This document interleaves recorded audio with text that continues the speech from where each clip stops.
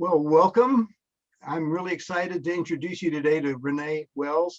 She's a STEAM teacher at Fairfax Elementary School District down in Bakersfield, California.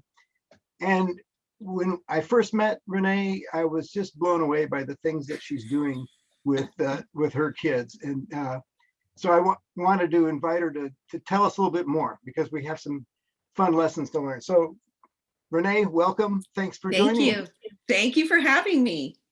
Great. Well, tell me a little bit first about your teaching experience. It's PK through 8, is that right?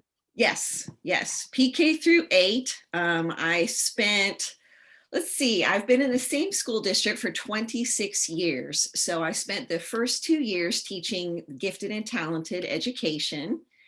And then I plopped into a 4th and 5th grade combination class where I realized that 5th grade was such an amazing grade to teach. So I decided to stay in 5th grade for 16 years before my district came up with this new concept of developing a STEM program. It was a STEM program at the time. So I have to be honest, I got the job for 2 reasons. Number one was because of the way I was already structuring my 5th grade classrooms with the project-based learning and the hands-on opportunities. And okay, well, the second one was seniority. But honestly, I had no idea what it was about because all they gave me was a job description, which was super vague, collaborating with others, hands-on learning kind of things, no curriculum, no materials, no classroom even. I don't know what they imagined it to be.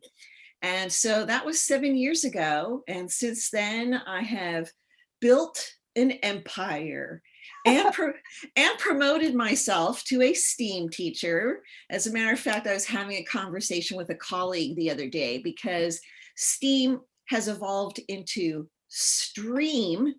And for some, the R is research, for some, the R is reading, and for some, the R is robotics. But my colleague wanted to remind me of the importance of the humanities. And so she refers to me now as a STREAM teacher. I said, I don't know if I can keep track of all those letters. An extreme teacher at that. An extreme, I am. As you can see, this is my home space. This isn't even my actual lab at school. Well, I started calling it STEM Plus because I counted at one point how many missing letters there were. There was about 20 missing letters. I agree. Well, so now, what you described, though, is before you were teaching online. This is pre-pandemic. Everything was on campus. Yes. When did you start teaching online? Just when the pandemic hit or before? Oh yeah, March 2020. Sometimes I say March 2019 because it's all been a blur. And so yes, our last day of school was March 15th of 2020. And of course, I think for the other teachers to scramble into online teaching was maybe a little bit simpler because they're just limited to their class list.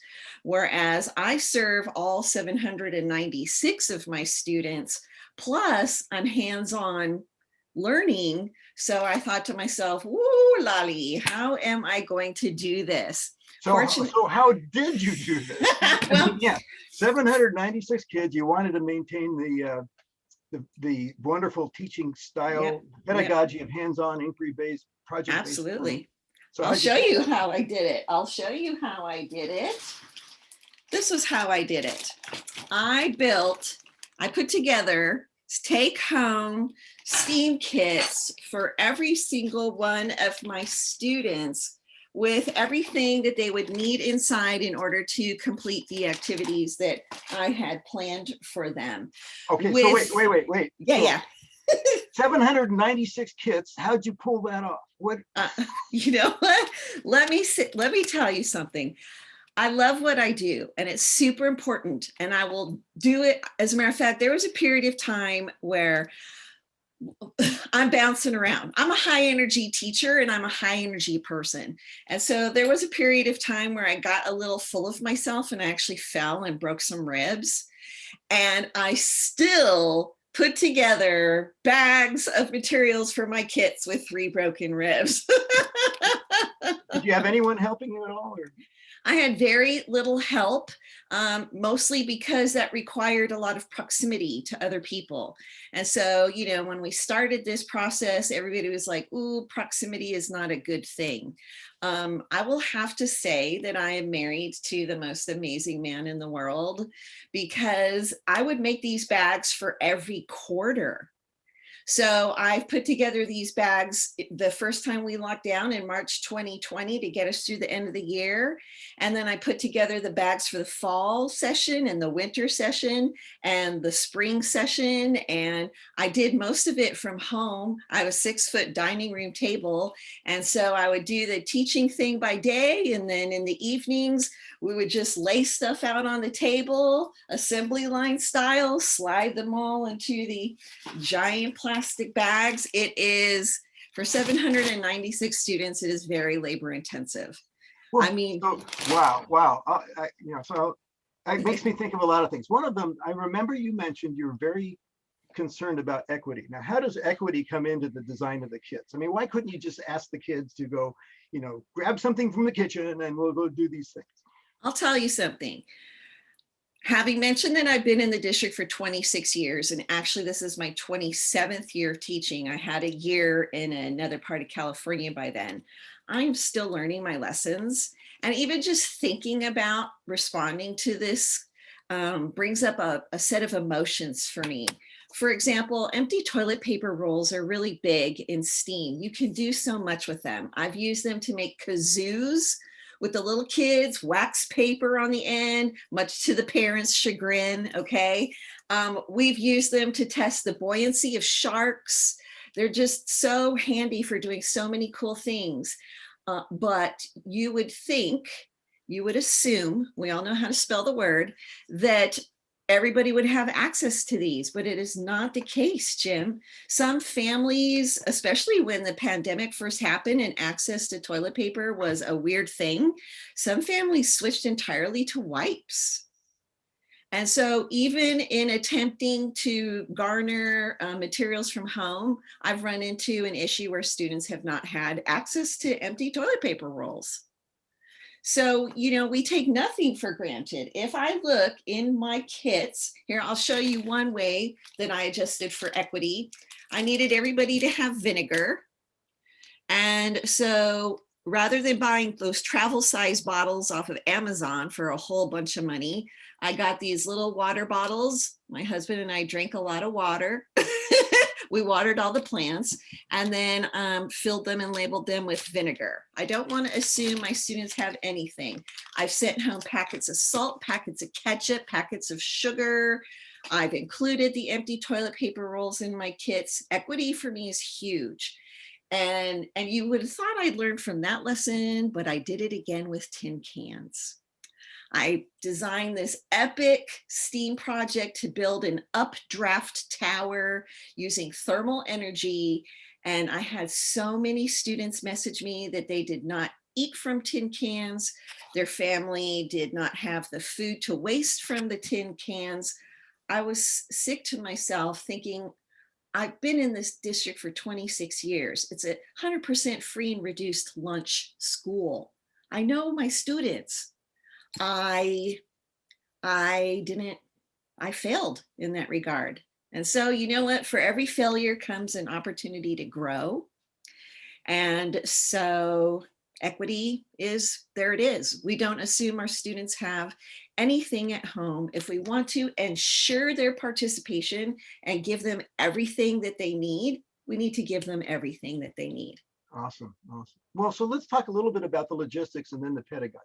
Sure. So the logistics, how do they get their kids? So 2 ways. I will give them to the classroom teachers because it's so much easier for that teacher to add my kits into their distributions. And then they were already doing distributions of stuff. Yes, for their own classes. Okay.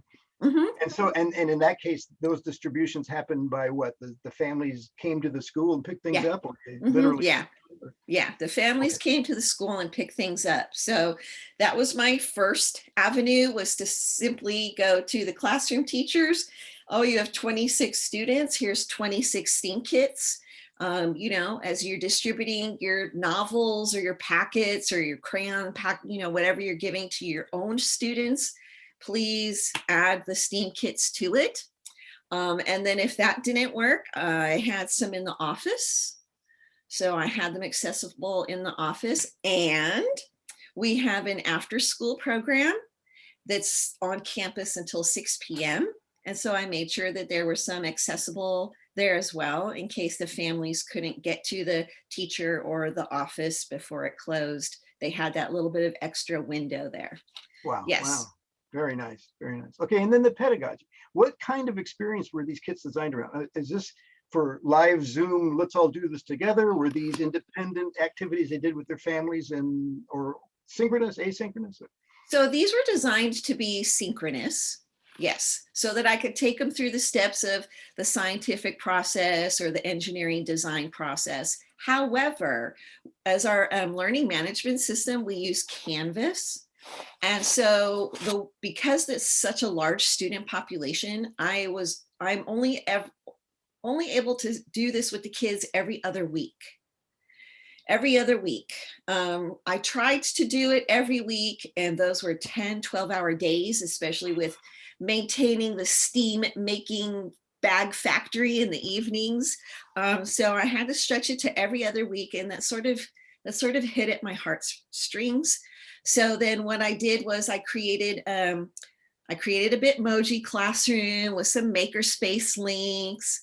And I also created a Tinker Time asynchronous unit where on the weeks off, the kids could go in, and I had art projects, STEAM activities, music, online simulation kind of things that didn't require as much instruction.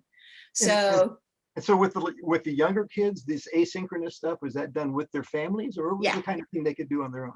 Absolutely. I mean, we all know, we've seen the little ones in the grocery stores at age 1 holding the cell phone while the parents are shopping. So I went ahead and took advantage of the hopes that, they were familiar with the technology. And I just kept it really simple, drag and drop kind of things, building blocks, click and make music kind of things, experiments with water. I grabbed a couple of my easy stuff too, because I thought it would be fun to model the simplicity of doing science virtually with the students. Sure. You have a quick example you can share? I do. I have a couple quick examples. Speaking of water. So we've got the glass half full. It's never half empty, friends. And I've had so much fun with this activity because all it takes is a simple smile. Are you ready? Let's talk about the properties of water. You ready? Okay. Are you ready to talk about the properties of water? Hey, you look different in there. Yeah. It's even more fun with the eyeball. And something as simple as that really starts the anticipation. It's like, it's the hook that gets the kids in. It's like, whoa, how does it do that? We drop pencils into the water and we talk about refraction. We talk about the composition of water being the H, the 2, and the O. And I've got another one for you that will blow you away, hopefully. It requires a bowl. Okay, but I'm still on the glass of water and a piece of paper. So it also allows for having a conversation about air pressure, which is super fun. You take the piece of paper and you put it on top of the glass, and you make sure that it completely covers the top of the glass because we don't want any air leaking through. And then we do a quick flip. Well, that looks easy. You just made that look real easy. Yeah, okay. And then a little, are you ready? Magic presto hurrah. Let's talk about air pressure. Doing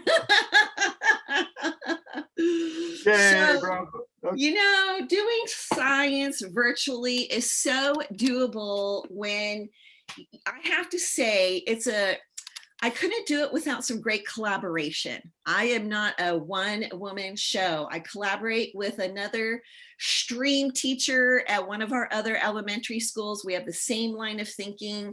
We Zoom often, we text often. She'll hit me up at 7 o'clock in the morning. Hey, I'm seeing sixth graders today. Do you have an idea? And so collaboration is really simple. Find a partner. Never teach online by yourself. Yes. No. And you know what? I am happy to be anybody's partner who really wants to grow in doing STEAM, STEM, stream, science virtually, because let's not create the wheel. If somebody wants to reach out to me and say, hey, I've got 1,200 of these, what can I do with them? Friends, I'll give you six or more activities that you can do with them. That reminds me, you said something interesting when we first met. Sure. About a way that you collect stuff. What's that magic trick that you have in your front yard? So I have a big, I guess they're 33-gallon plastic trash cans, and I've done it in the front yard. I've done it next to the mailboxes. I've put them in front of the school in the drop-off loop and sent out notes to everybody. You know what, friends? A great way for accessing resources is just to ask. It's just to ask. One time I call it an APB. I put out an APB for old Christmas lights, because we were going to use them with coin batteries to make circuit bugs. So not only does that bring entomology into the conversation and some engineering design, but it's also super cute to make little light up circuit bugs out of chenille stems and popsicle sticks. So people just bring the requested items and yes, they put them in the cans. They just drop them in the bins. I could probably teach 50 more years and I'll never run out of yarn or old Christmas lights. So maybe I don't need to really ask this, but I'll ask it. Ask. Is this working? Yes. And I'll tell you how I know that. We have a couple of, besides Canvas as our learning management system I mentioned, which has a messaging messaging portion of it too. Kids can message me directly. I also use other things like Class Dojo, and we have something else called Parent Square, and I get the pictures. I get the pictures from the kids and the families. I get the messages from people. We built a zip line in 6th grade, and I got all these really great little video clips from the kids going, check out my zip line, taped from one end of their bedroom to the other. And yeah, it's working. And I'll tell you something, and I'm just going to be that person. When you're doing virtual learning, you've got your reading, you've got your math, you've got your science and your social studies. And sometimes those are locked into this little tunnel of pedagogy. I'm not. I am this big with the STEAM activity. Kids, if you're tired of doing your worksheets and your packets and clicking on your answers into Canvas, be sure to show up for my STEAM lessons where we won't do any of that. Love it. Okay, so let's see. Let's wrap up. What are your maybe top 3 tips to somebody that's going to try doing this themselves? I would say if they've only taught in the class and now for the first time they want to do something interactive, engaging online, top 3 tips. Okay, so I am going to say, please do not go down the Pinterest teachers pay teachers rabbit hole. Those are fantastic resources if you know what you're looking for. If you don't know what you're looking for, I just recommend a web-based search. Science activities with toilet paper rolls, and see what pops up that way, because there's so many great blogs out there from teachers who teach science. There are so many great websites, science buddies, design and build, engineering stuff. Just do a web search for what you have. Start with what you have access to. If you are looking at a wealth of wood and paper clip clothespins and popsicle sticks. Make that your search. Try not to do it backwards, going, oh, I would love to do this with my students. And then you look at the materials list and you have none of them. Right. So start with what you That was have. what you had. Okay. Yeah, as your search. Second of all is get to know available resources. I am an official member of the Civil Air Patrol. Dun, dun, dun. For $35 for a lifetime membership, I'm a teacher member of the Civil Air Patrol. And as a result, I get free materials for every single one of my students every year. Every year, I get balsa airplanes, foam gliders, frisbees, foam balls for all 796 of my students every year. Thank you to my $35 lifetime membership. And when the pandemic is over, I can fly in an airplane with a licensed Civil Air Patrol pilot, because that's one of the bennies. Wow, who would have known? Thank you, Civil Air Patrol. Okay, tip number 3, what would you say? Okay, number 3 is have fun when you're starting out. Don't worry about if it perfectly aligns with the NGSS. Don't worry about the whole standards objective thing, because when you're first starting out, it's about the process. It's about the procedure. It's not so easy to generate it's not so easy to generate through a screen. We all know that. And so you have to think about procedures. You have to think about modeling. Am I going to be tipping my laptop down here so you can see what I'm doing on my table? Am I going to have a second one here? Am I going to have a camera set back? How are you going to be modeling the things that you want to do? So for the first couple of experiences, keep it simple and don't stress about, did this meet the objective? Your first objective would be you as a teacher and your students learning how to do this together virtually. And it won't take long. After 2 or 3 times, you kind of get into your groove and you're like, all right, let's step this game up. Fantastic. Oh, those are good tips. And I have to add number 4, which you said earlier on, which is find somebody to collaborate with, because absolutely, it goes much better that way. Absolutely. If anybody's interested in reaching out, I'm a big STEAM teacher on Twitter. My handle is at Renee Wells, ReneeWells, STEAM, all one word, at Renee Wells STEAM. I collaborate with teachers all over the world. And like I said, don't try to do it alone.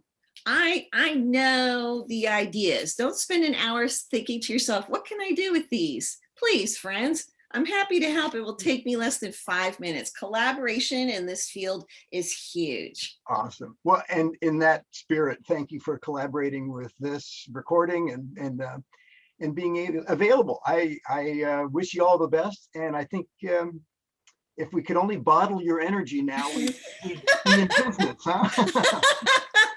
Thanks, Jim. Thanks for the opportunity. Sure. Thanks a bunch.